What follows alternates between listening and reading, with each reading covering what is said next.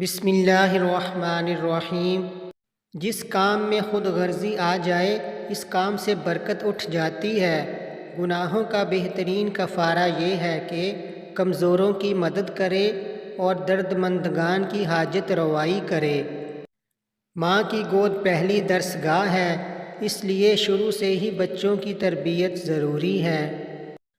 برائی کو حکمت و بصیرت سے روکو ورنہ تمہیں نیکی سے روک دے گی۔ عورت کے معنی مخفی چیز کے ہیں، اس لیے اس کی حقیقی عزت و عفت گھر کے اندر رہنے میں ہے۔ سندل اس کلہاڑے کا منہ بھی خوشبودار کر دیتا ہے جو اسے کاٹتا ہے۔ عورت کے لیے افضل نماز وہی ہے جو مکان کے اندر در اندر ہو۔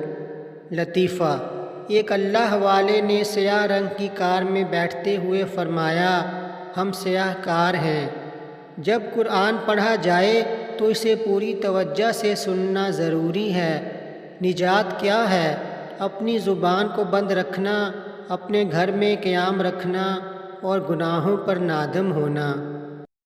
فرمایا، نماز روزہ اچھی چیز ہے، لیکن غرور اور حسد دل سے دور کرنا ان کو زیادہ اچھا بنا دیتا ہے۔